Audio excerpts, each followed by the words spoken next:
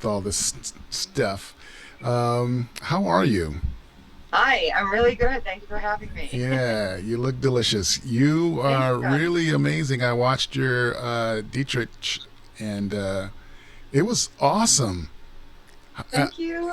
it was like, you know, like to watch you kind of do. I mean, I've seen you do a lot of stuff, hmm but this was a little bit different than what I've normally seen you do, and it was really, really cool to kind of see your range a little bit. And Thank you. um, um, let's go back to like, how did you get this project in the first place? Was this something that you thought about, or somebody had this project and thought you would be perfect for it?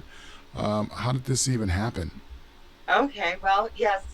So just to give anybody who doesn't know a bit of reference, I'm Cindy Marinangel, and I produced and starred in Dietrich, which is a solo play about Marlene Dietrich. This last May 3rd was the 60th anniversary of the night that Marlene Dietrich returned to Berlin to perform in Germany for the first time since fleeing the Nazi regime in the 1930s. Many people, because she came to America, she was kind of like Madonna before Madonna. For those that don't know who she was notoriously bisexual. She was the first one to really wear a suit, blah blah blah, and pants, and it was just really scandalous. But she came to America, joined the U.S. Army, and then toured on the front lines, entertaining the troops for many many years, which made most of the people in Germany considered her a traitor. Definitely the Nazis and the neo Nazis. However, Hitler really had an affection for her, and he wanted her to come aboard once they took power of Bufa, the film studio there.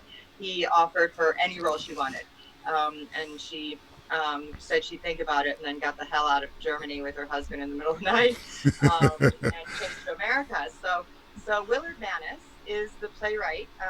He is an actor studio playwright director's member. I'm also a lifetime member of the Actors Studio. And I had been asked to audition for a different play of his. Willard, Mr. Manis, he writes so many, he's got so many plays, and many of them have been produced and are being produced constantly. But they needed a Puffmutti, which is a madam in a German brothel, for a different show of his called Urban Cowboys, and it was about the Cold War. And so I went in with a good buddy of mine, Smokey Miles, who plays the I know accordion. Smokey. Yeah, he's Yep. amazing. He came in with me to audition, I think I met and Smokey through you. probably I love him. He's my beau. He's my beau. He's my bud. Um, but anyway, he came in with me, and we sang "Falling in Love Again" in German with my accordion next to me playing. So I got the role, which was exciting. At the time, I was actually in grad school for a minute at Pepperdine, and so I asked if they could, help me out a little bit because I had classes, and so they actually double cast us. But it was really a great experience for me, and that's how I learned all about Marlene Dietrich, because I didn't know her and I didn't know the song "Falling in Love Again." And so once I learned about it, um, I started studying more about her. And then Willard came up to me at one point and asked me if I would play Mae West in another solo play that he had written. And so I was like, okay. So I start watching Mae West, and I start learning how she walks and talks, and really dove into her. And I said to him, but if you ever write anything on Marlene Dietrich, I'd really be interested. Well, 2 weeks later in the mail, I get a typed letter, because he's old school, and I love that about him, from Mr. Manis. And in it was a script. And he said, I wrote this for different actors 20 years ago. It's never been performed. I'm going to Scotland with my wife this summer. Let me rewrite it for you. So he came back and gave me this amazing script. Now, by then, I've left LA to move to New York to pursue my dreams of Broadway. And he's like, what do you mean? I have a play. What are you doing? Come back. So I came back to sell my house, and was cast in a different play by TJ Castronovo. I don't know if you know him. He's amazing. Also a studio member. He was Tommy the bartender back in the day on Taxi and stuff. Cool Okay. guy. He's put me in a lot of shows, which he's amazing, and I'm so grateful to him. So he asked me to audition for something, and I said, TJ, I just flew in last night from New York to LA. Like, my mom's coming in. We're going to sell my house. He goes, just show the fuck up. Do me a goddamn favor. He goes, goddamn actors, quick. I go, okay. So my mom comes in, and I say, Mom, I have an audition. She says, what are you talking about? You just got here. I go, I know. Come on, come with me. so I walked in and they cast me in this other play. And I thought, and I said to my mom, I go, what do I do? And she literally looked at me and she just said, do the effing play. So that was exciting. So I stayed for the summer in LA. God bless Mama. Stayed for the summer in LA. And what I did is I approached Willard then and I said, look, I'm going to stay here while I'm selling my house and let's do both shows. And he said, can you do 2 world premieres at once? And I went, oh yeah, no problem. Yeah.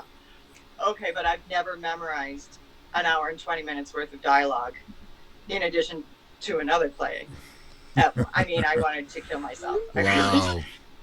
I used to leave rehearsal and just go sit at the beach and just, oh my God, it was just over. And I mean, it was such a challenge, but it was so rewarding. And even like our opening night, which we didn't really have previews or anything, and I was having a panic attack, you know, but the good thing about doing a solo show is that it, you know, no one really knows what it's supposed to be, and you're up there on stage by yourself. So I had done enough research on Dietrich where in the very beginning, if I kind of went off, I knew enough to just kind of talk about her life. Right. And now I've got, you know, and it went really well in LA. It was produced by John Ladd at the Right Act Rep up in the Valley, in the NoHo Arts District. And we had standing room only. They were putting chairs on the stage a foot away from me during that production, which was exciting and thrilling and crazy all at once. And then I came back to New York and I got it into 2 different festivals. Winterfest, which was amazing, and then the New York New Works Theater Company, and we got to perform in a big Broadway house, which was really fun. And then I put it up off Broadway 3 times at the Triad Theater, which is on the Upper West Side. It's this little jewel box of a theater, and that's actually the production that you saw. And then most recently up here in Weehawken. So I've been producing it since leaving LA. Wow. Long-winded answer to your one question. Well, yeah, but you know, it's thorough, and we got you know, the full, you know, back, middle, and front story of that. So that's So awesome. then, you know, we wanted to perform it actually in Germany. We were dying to take it back to the Titania Palast Theater, which is kind of like the Carnegie Hall of Berlin, where Dietrich actually went to. And then, of course, with COVID and everything, we just couldn't do that. And I've been talking with the USO and Chief Master Sergeant Ed Schloman, who runs this Operation Warrior Shield, which is an amazing organization. They have found that transcendental meditation actually has prevented and lowered the suicide rates of first responders, the police force, fire, and workers, you know, and of course veterans coming back. So we were really excited to merge with them and 4 other charities: the Woodstock Museum, the Lucky Cat Rescue, Destiny Rescue, which rescues children from sex trafficking, and one more. Who am I missing? But anyway, we just put together this amazing charity event, and it was really a thrill to screen Dietrich 3 times, May 3rd. And it was really fun, and thank you for broadcasting it also on your site. Yeah, it was really, really cool. And, you know, the few people who had a chance to watch it really loved it, and they loved you, and they thought, okay, you got to do more of this type of stuff, more of this type of programming. You got to get maybe get her on, have her on your podcast. So I'm honoring some of those requests by having you on my podcast right now, just so that we can see, you know, are you going to do any encore screenings of it? You know, I'm not sure. I mean, I really wanted to utilize that as the 60th anniversary and try to raise some money. And I'm so grateful for everyone who watched and donated as much as they could. The web links are still active on the Dietrich Play website. It's Dietrich, which is Diet Rich, Dietrich, dietrichplay.com. So they can go there to watch it, like... you can't watch it, but you can still donate to some of the charities there. So when is there going to be like an encore screening of it? When can we? I don't know that will ever happen. This was really a one-shot deal. I mean, let's see where the world takes us as far as reopening theaters and things like that. My goal would be with the show to really tour with it, you know, in Europe and America, blah, blah, blah, and just keep sharing the message of Marlene Dietrich. She was a huge philanthropist. She was balls out, really strong woman who just did what she believed was right out of duty. She was just cool, really cool. So I think her message is really strong today. She donated an entire film salary with Billy Wilder to rescue people coming out of Europe, Jews and things, and give them jobs and housing. And she really risked her life on the front lines to make sure that she could entertain the troops and try to lift morale as much as possible. Well, I'm sure she was very cool, but you made her cooler. Thank you. That's an honor. It's not a cool contest, but if I honored her coolness, then I'm very grateful.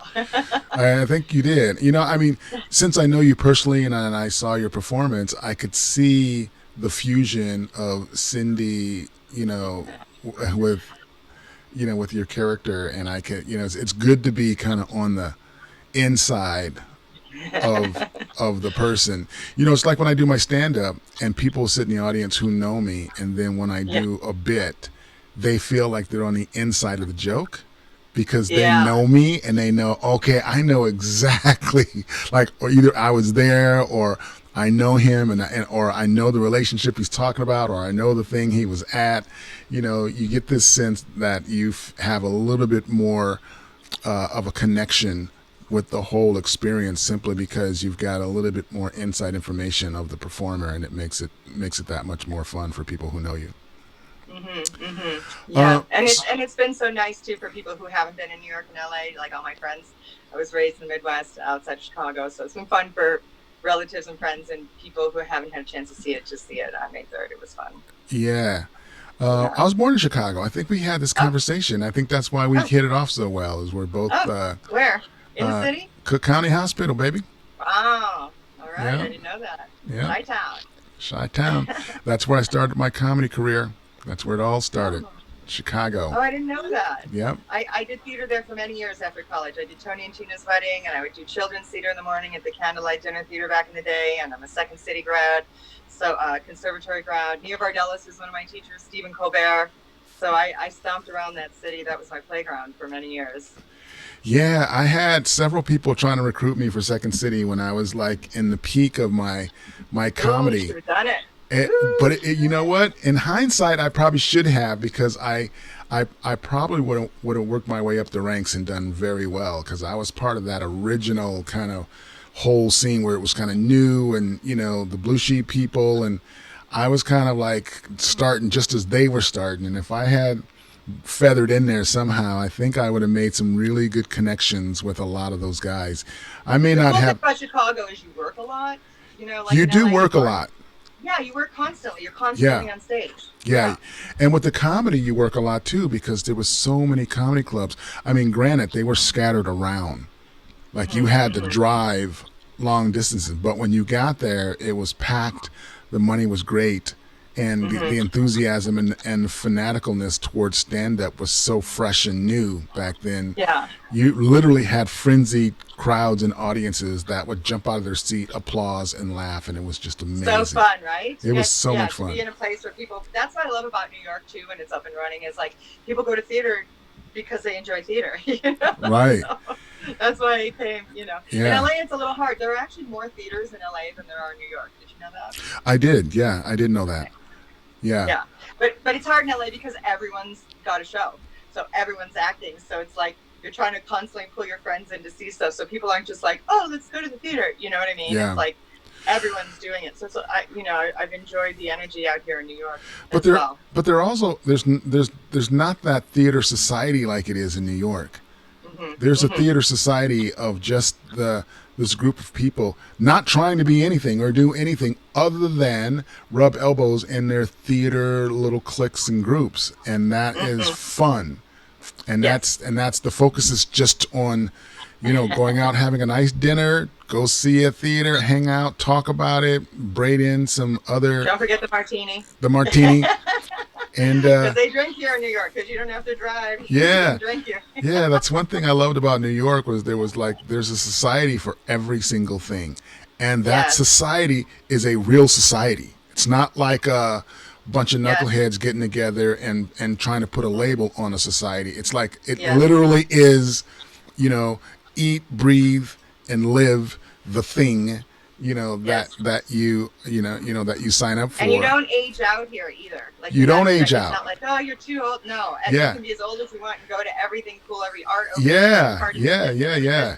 No one cares. It's amazing. Yeah, it really is. Yeah. It's not like I can't wait for the world to open up again safely. I know it's going to be a while. I know, me too. I miss my live audience and being able to look in people in the eyes and just, just kind of have that interaction. It was But cool. this is a blessing, technology. I mean, Well, it what has a allowed blessing. me to catch up with everything that I'm doing here, like all this back end technology stuff that I wasn't able to get to because I was just running and schlepping and Well, hustling. you're so good at it. All your 3D. We've done films together. You're Yeah, like we've done a you're lot the of cool king of the stuff. can red carpet.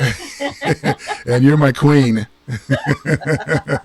with your thigh high split leopard gown.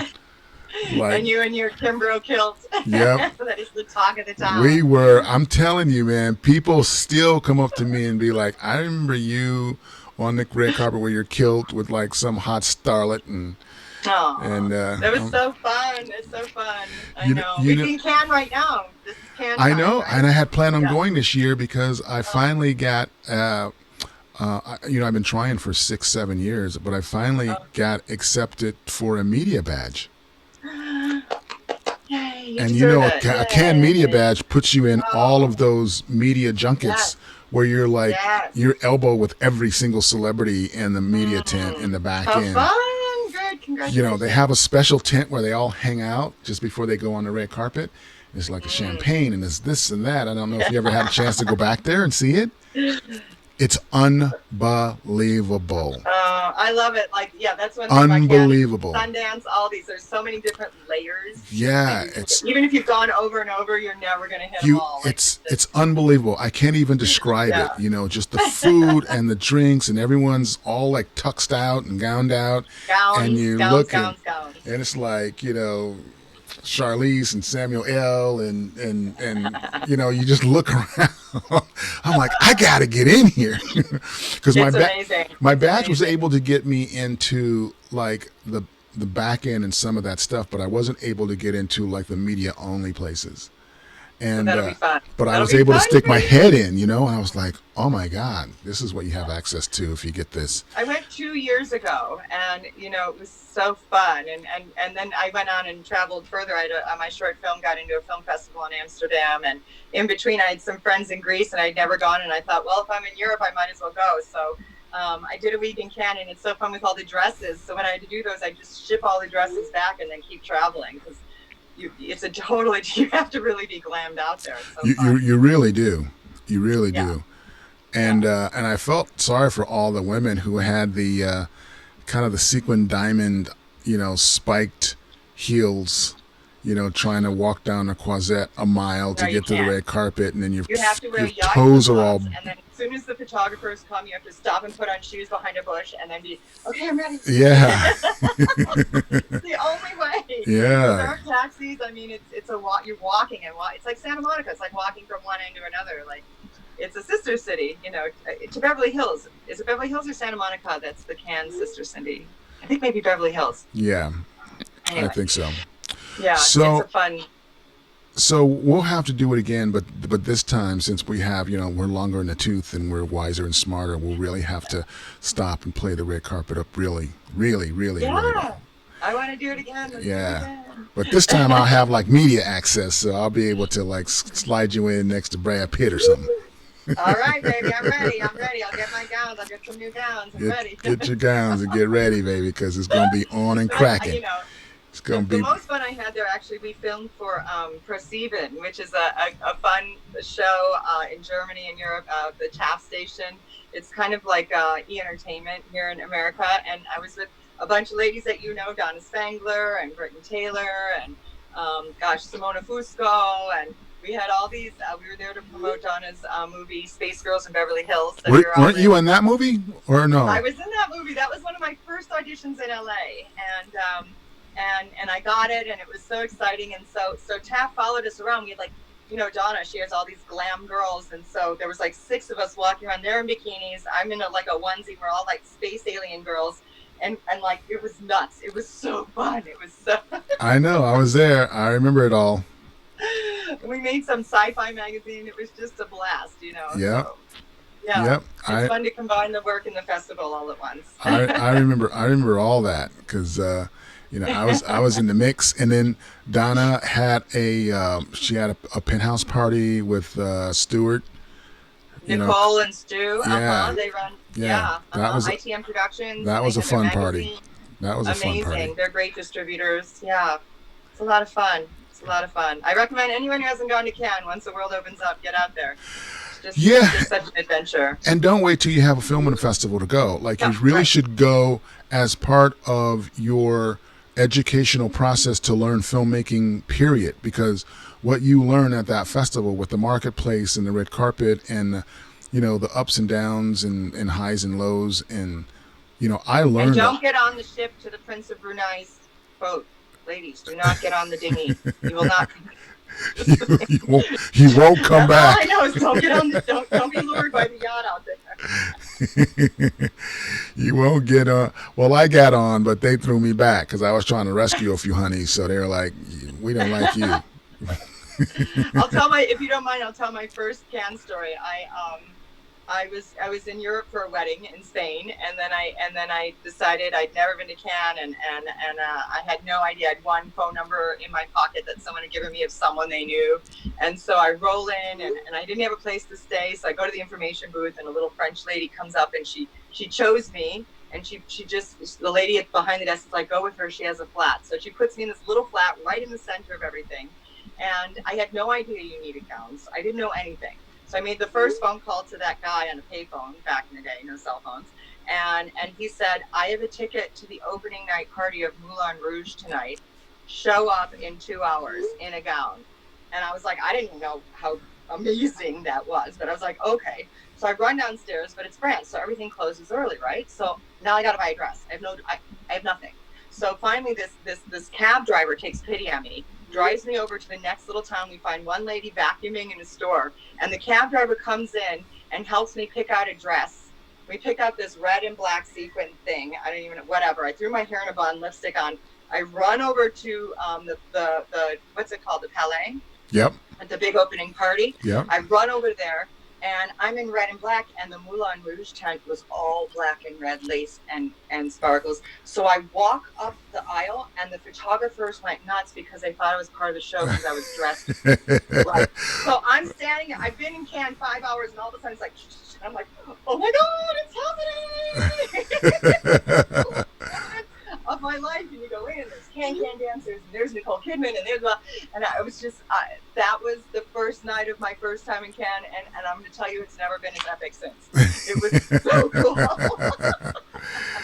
Yeah, that's so awesome. Fun. That is awesome. Oh my gosh. I've had some great stories in Cannes too. I probably should share one of my Cannes stories as well. I have the Black Kilt. I named my film Black Kilt Films. And so, you put a tux on with a black kilt and you're 6'1" black man, that kind of looks like Denzel Washington from 2 blocks away. You get some attention with some sunglasses on. You can't tell if I'm somebody or not, from a distance. You're Kimbrough. They all know you, baby. Yeah. Well, it took a few years for them to know me, but, at the beginning I was just like, some tall nobody with sunglasses and a black kilt. So I got to be somebody. So I had a short film in a short film corner. Actually, I had 2 films. One film I directed for a friend, and well, you know her, Lynn Langdon, right? You know Lynn. Oh yeah, Lynn. Yeah, she's one of Donna's. She was part of our crew filming. Yeah, cutie. She's one of Donna's cutie minions. Yeah, she's a filmmaker. Yeah. And so I directed this film for her called Black Magic, and we got it into the short film corner, and we were able to go there. We rented a yacht that year. And it was funny because Lynn had on this really cute kind of baby doll mini skirt. It was pink, and it had like little ruffles on the bottom of it. So she had like these long, beautiful legs, and she had like this blonde flowing hair. And then I'm in my kilt, with my sunglasses on. Yeah. And so we're walking up the carpet, and a couple of photographers, they were going crazy. So they were yelling at us to like stop and pose. So we stopped and posed. And then we went down a little bit further, and they were yelling, and we stopped and posed. And they were like yelling. So we were just stopping and posing all the way up, not knowing that like all of our friends and all of our people were inside the theater already watching. Because you know how it works. You go in and you sit down, and then you watch people come up the red carpet, and the very last people to come up when they clear it is the cast, and they do the whole, photo thing, and there's the narration, and the red carpet becomes a show for the show. And we got a chance to experience that a little bit. The next day, people were like, have you been to, there was like this media photog lounge, and basically they post all the photos for the different media outlets can use it for their magazines or their websites or Okay. this or that. And someone came like, okay, you are with this blonde actress. There must be 2,000 pictures of you guys up in this like, and I'm Wow. like, are you Okay. serious?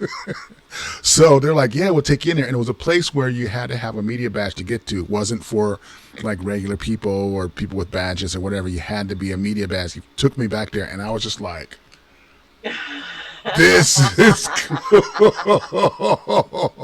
Isn't it funny? And you can't predict that magic. That's just You like can't. magic. You can't. No.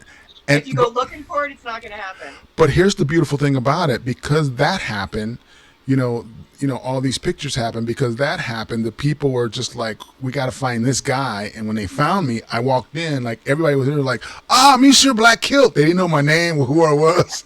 They just, Monsieur. Monsieur Black Kilt. So one of those guys happened to be the jib operator. So you remember the red carpet, the big jib that Yes. comes down and gets Yes, the long camera. yeah, Yes. it gets the super close up shot and then it swings back. Yes. That guy, he was like, yeah, Monsieur Black Kill. And he goes, come with me. And I'm like, okay. So he takes me to this other area, which was like this technical director's control room with hundreds of monitors and mixers and a bunch Oh of my people God. sitting around. And there was like all the French TV stations, had some representative there. And he goes, let me show you. So he pulls out the tape of me and Lynn from last night, and he goes, "You want a copy?" And I was like, Oh. "Yeah." Does a So- one-legged duck swim in a circle? And you can't, only like celebrities and managers and news media could get copies of those. Like regular people couldn't get copies. That's how I was able to get copies of All My Red Carpet, which was how I was able to get copies of You and I. I know. So I'm not supposed to talk about that, right? right? Yeah. I know. I'm dying to put it online, but of course I can't. I'm just thrilled to have it. Yeah. It was a brilliant moment. It was awesome. But it was just Awesome. nice to like be recognized in such a small way, at such a big Well, event. they know you now. Now they know you. The Kilt's infamous. You're just part of the fabric there. Well, I've gone like 10 times, so now they, Okay. the whole village knows who I am now. So Yeah, I love it. The south of France is gorgeous. it's beautiful. It's really gorgeous. Yeah. And I didn't realize when I first went, actually a few years that we met some locals that we stayed a few days after, and all the those beachfront little lounges, that's Yeah, the all little- temporary.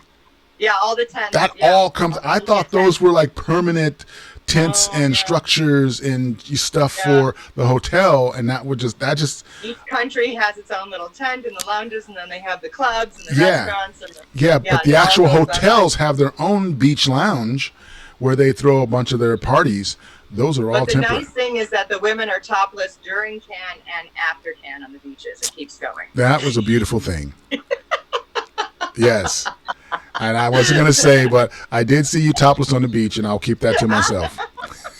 Lots of sunblock, because those babies only come out like in the They- south of France and Birmingham. Those The only babies place was I- beautiful. I'm like, psst, act like you don't see nothing but Cindy Marinangel's over there with her tops. Her girlies are out. Shh, shh, shh. Be I cool, believe be in cool. freeing the girls. I'm like, be Girls, cool, be every cool. time You can, don't I think. you don't want to startle her. She might cover them babies up.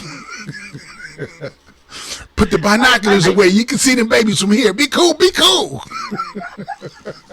I think breasts are the answer to world peace, quite frankly. I think all across America we could have a ceasefire in all wars if all at once we all went 1, 2, 3 and everyone took off their top in the whole world. Well, And I think all the men would be like, ooh, and we'd have a moment of peace. Well, I did a few years ago. I did like a comedy thing for the Free the Nipple campaign to make topless legal for women. I think it is now in Central Park. I think it's legal to go topless in Central Park. Illegal or legal? I think it's legal because of Really? the Free the Nipple campaign. So You now know, you have to wear a mask, but you can have your breasts out. I might try that.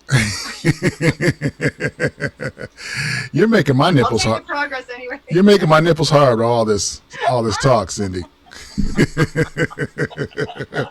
And especially So since I have a fun. visual of you in can topless, now I'm losing focus right now. I'm losing focus. What was the first play you ever did? Okay, so in kindergarten, I was cast in the lead in the kindergarten through third grade play.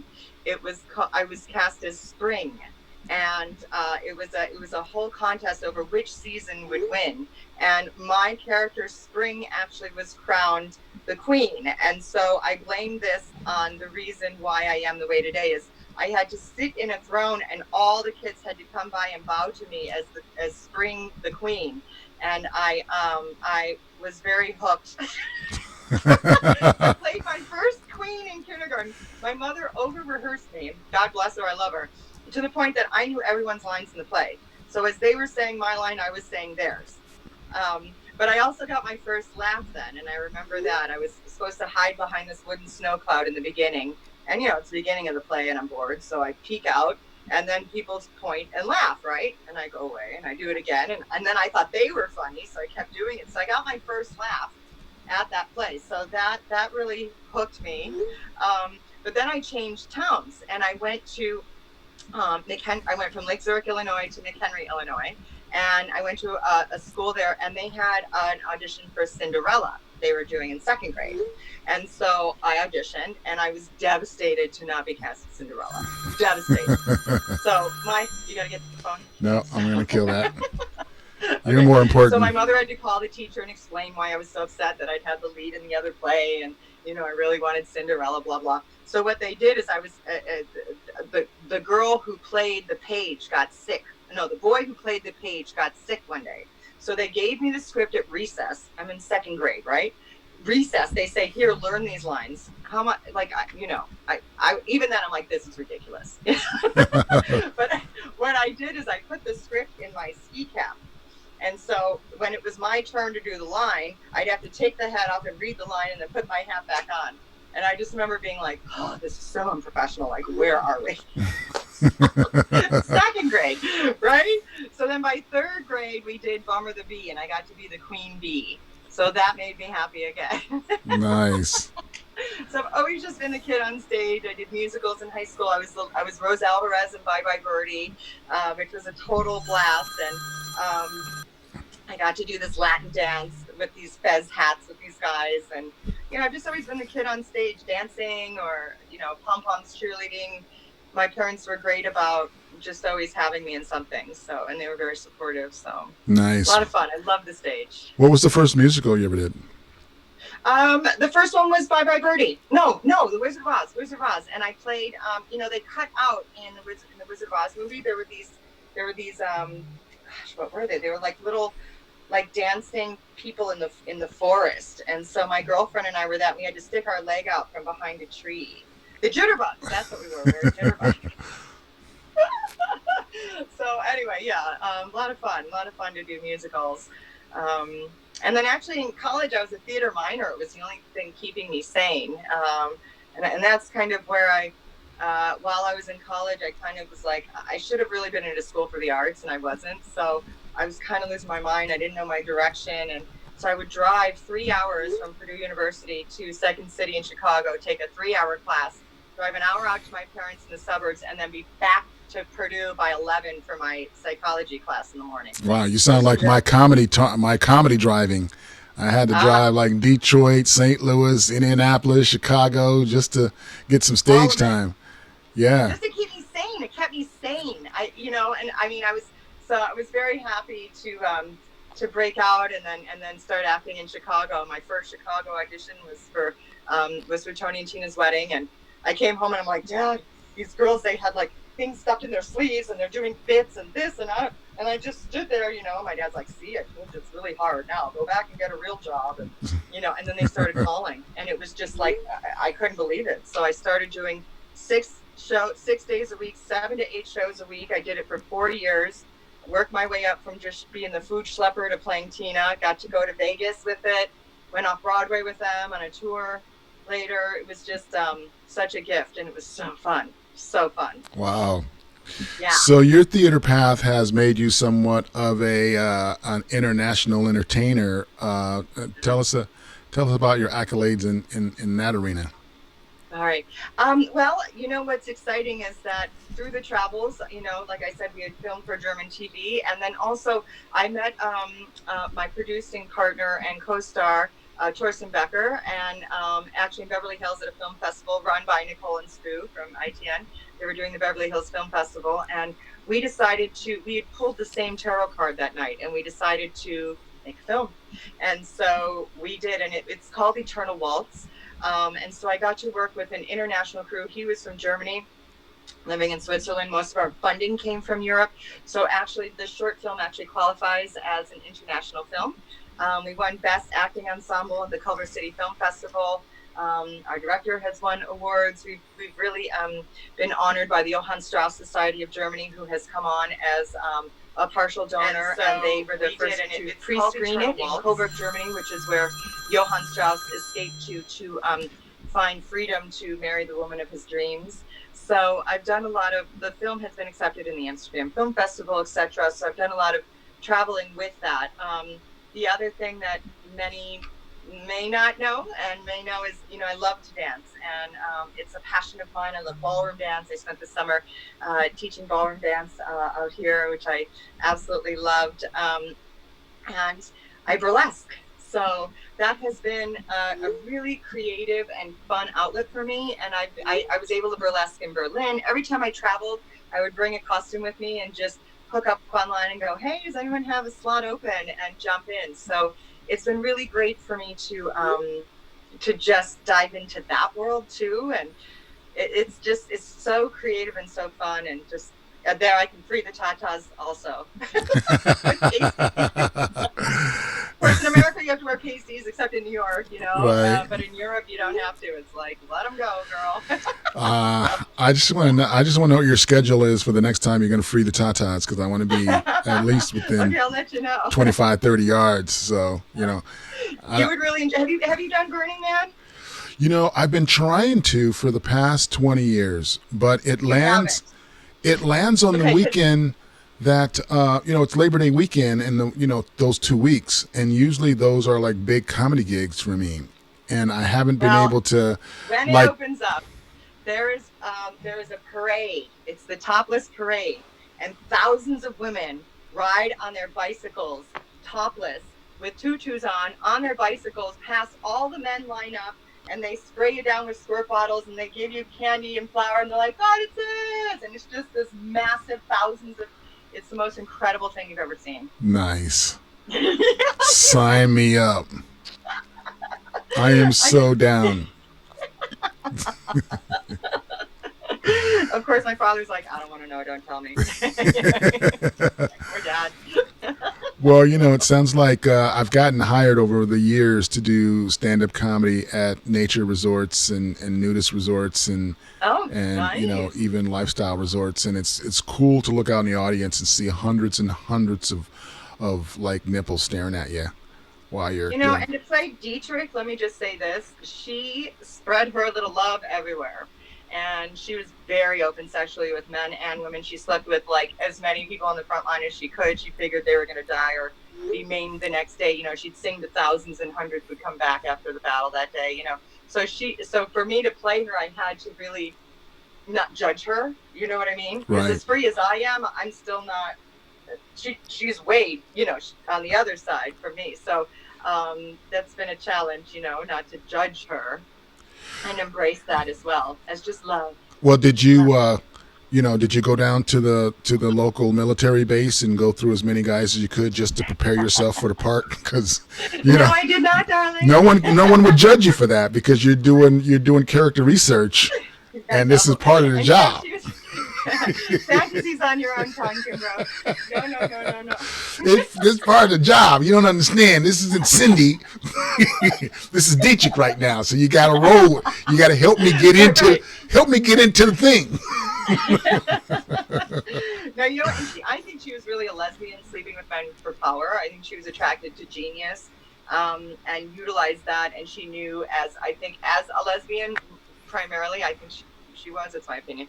That she understood then, because she would hit on women. I mean, I got to meet a woman who was a child, and she was on the ship when Dietrich came from Germany to America, and her parents knew Dietrich and they hung out. So Dietrich stayed at their house here in New York as a child, and she would sit. And so I guess what she did is she hit on the mother. The mother came into her room in the yacht. There were no flights back then. You had to take a ship, and her whole bed was covered with roses, and there was champagne, and Dietrich was there, and the woman was like, "Oh gosh, I'm relieved because I thought you were hitting on my husband." she said, "But B, I don't go that way." And Dietrich was like, "Why not? In Germany, if we love someone, we make love with them. We find them attractive. Come, let's share love." So she would go after people. She was aggressive. She was the aggressor. I did meet some German women in Cannes who really had that spirit. I think that spirit still exists in Germany today. They're freer. I mean, the Berlin of the 1920s was like San Francisco. I mean, it was very fluid and open and bisexual and cabaret. All of that came out of that era. So, but now my opinion, because I'm 3/4 German, an eighth Italian, and an eighth Polish, and I've traveled enough in Germany where I just think German women are really confident. And part of that is Dietrich too. She didn't ask for permission. But I also find most of the German women I meet that way. I don't know if it's the media onslaught is different in America for girls than it is in Europe, or what that is, but I find them very confident, very open sexually. And yes, I mean, art, breast, that's beauty and art. And, I love, you go to enough museums and you see enough art and you realize that one breast is allowed for all the queens and things. They always have one. Two, you're a whore. One, you're one breast. Yeah. I don't know how this all got into a breast conversation today. I think we both are lover of breast, so it's okay to talk subconsciously what you love. It's cool. It's no worries. Bless the boobies. Free the boobies. Oh man! Now it's all coming back. Why I love you so much. Who's been your biggest influence as far as your teaching? I've had some really amazing teachers along the way. I mean, the first time I went into a Second City show blew my mind, and I had to be a part of that. So, having an improv-based training was amazing. Being trained on stage through all the performing I've gotten to do, I mean, that's where you pick up the comedic timing. That's where you learn you may not get a joke the second night. Don't expect it. Put it out there. Don't anticipate. But Elizabeth Gamza is a really brilliant teacher. She's out in Los Angeles. She's amazing. Barbara Deutsch has been like my secret weapon. She's a career coach. You can find her online. She's both of them are acclaimed actresses themselves, and really helped unlock a lot for me. As a member of the Actors Studio, I had the privilege of studying under Mark Rydell and Martin Landau. Both, Lou Antonio's there now. Recently at the studio, as a member, I get free classes for life in New York and LA. And so it's been a blessing when I can pop back and forth and just jump into classes. And recently I was surprised, I've had the divas here come through, but also Alec Baldwin was one of my teachers. I did a monologue and didn't realize he was subbing that day. Thank God, no one told me. And he had a brilliant conversation with me after about love and communicating that and being free within doing a scene. So I really admire people who are advocates of the craft. And I really spent a long time in classes really trying to, I knew I could do comedy. I didn't know if I could do drama.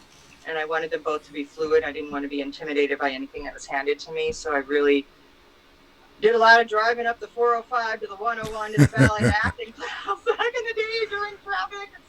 Every class starts at 7, so everyone's on that road from 5 to 7.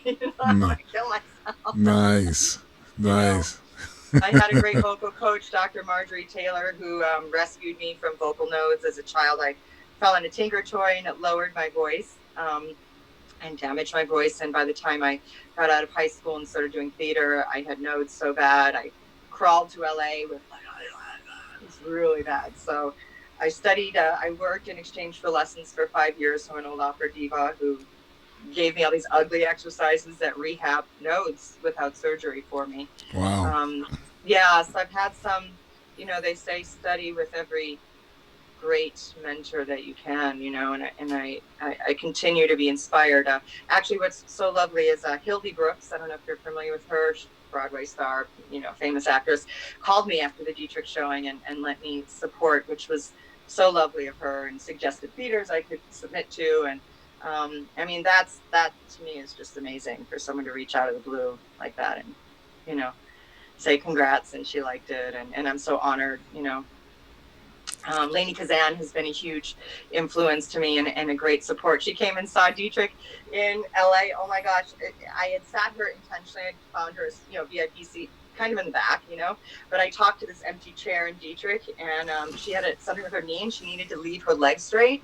So she asked to be moved down to the front, and I ended up sitting her right behind the chair I have to look at the whole time. And I was like, oh my God, no pressure.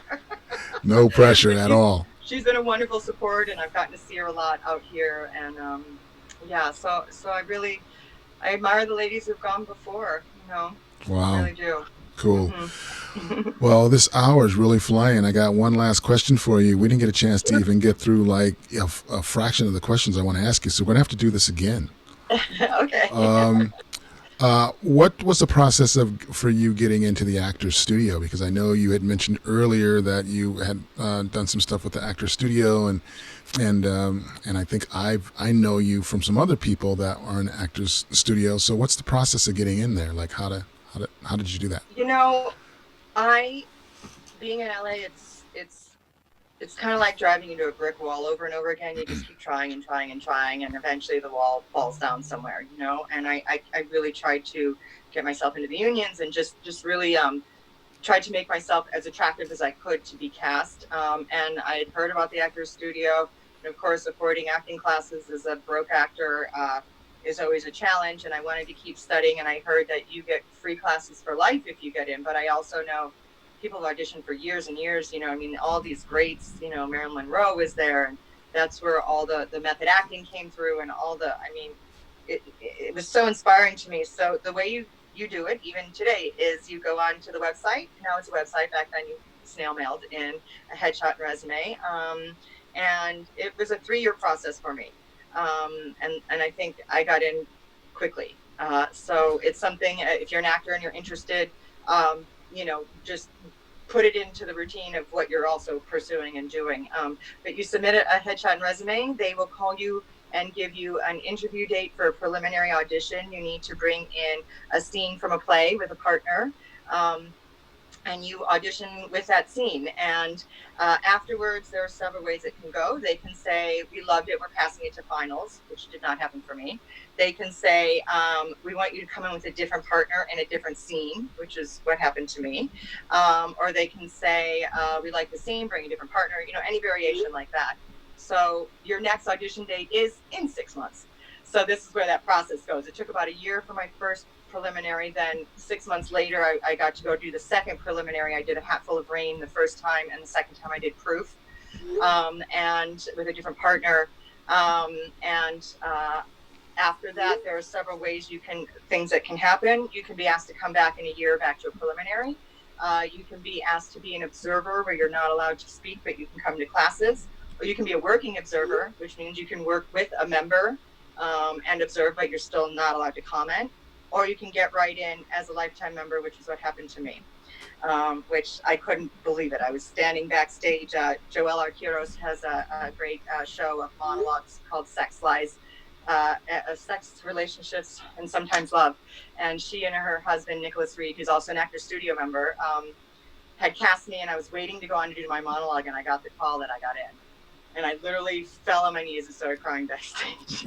Because it was, to prep for a 3-minute scene for 6 months, you know what I mean? Right. Like, I couldn't believe I got in, and it's been such it's just kept me going. It's how, Jack Riley came up to me, and not Jack Riley, I'm thinking his last name, came up and said, hey, you want to audition for a show? And I've just gotten played. And the cool thing, now I'm babbling, the cool thing is that you're working with people who are creating new theater. So I've gotten to originate 13 different characters in plays. So my name goes in the front of those plays in Sam French for life. That's cool to have influence. You can say to a writer, hey, I think even with Dietrich, hey, I love if this was here, or what do you think? And I love that process of creativity, and I really am passionate about the art of it. So the studio's been such a gift to me, and anytime I feel disconnected, I can just show up for classes, and instantly I'm with people who get it. And in New York, they all go out to a little cafe after and kibitz about and it's just been a godsend for me. It's really been great. Thank you for asking. So who did you flash to get in? Come on, tell us the real story. Nobody. Come on, stop it. No, honestly, I had an out of body experience. I did, and I when I walked out, I laid down on the concrete outside, and I just thought, there's nothing else I could do. If this isn't it, I don't know what else to do. Wow. Like I think there was a channel open somewhere. So, it's really a godsend. So when can we do this again? Because I want to do this again. Okay. We've only got an hour scheduled because this broadcast is going to automatically end at 3:00. Okay. First of all, where can we find you online? So CindyMarinangel.com. Marin is Marin, Angel Angel. So CindyMarinangel.com. That has links to my film website, eternalwaltzfilm.com.org, and then also DietrichClay.com. So all of those three. Of course, I'm on Insta a little bit and Facebook, but you're going to get a lot of animal advocacy there. So if you're going to log into me there, that's what you're going to find: acting and animal advocacy. Because I'm a huge kitten rescuer and animal advocate. So CindyMarinangel.com. Log on, and if you can still go back and donate to DietrichClay.com to some of the charities that are so worthy, though, that would be wonderful. And thank you, Kimbro. I so thank you. This. When you want to circle the wagons again, anytime. You got time on Wednesday? You want to do Wednesday, 2:00? Sure. Okay. Sure. That's awesome. Well, I know we didn't get to some of the questions, but we hit a lot. Well, we'll get to them on Wednesday, and then we'll just keep this going because I'm having fun. Hopefully, you'll have fun. There's no reason to fix what's not broken and to end what's good. So, okay. You can be my. Well, I'm so proud of you. You've done so much, and you really are always out there and doing all your film festivals and your short film fests, and you're someone who can whip out a short film in 48 hours, write it, produce it, star in it, and all your 3D stuff, and your dedication and determination has really been inspiring. Well, thank you very much. Everything that I learn, I want to use for what you're doing because I'm your biggest fan. So if I figure out 3D, I want to have you in it. Okay, that'd be fun. That'd be totally fun. I'm actually writing a couple of feature films, and one's a rom-com and one's an action, and I plan on having you in both of them because I love that. You've always been in my funnel of talent that I want to use when I get something real. So anyway, I'm the Pod Brother. You can catch me at podbrother.com. Cindy Marinangel, thank you very much. I love you, and we'll do this again Wednesday at 2:00 for those of you who are watching, and you want to get more of Cindy. Wednesday, 2:00 our time, 5:00 your time. That's East Coast. New York. And we'll do it again. Thank you, baby. I love you. Okay. Thank you. Bye-bye, Kimbro. Thank Bye-bye. you.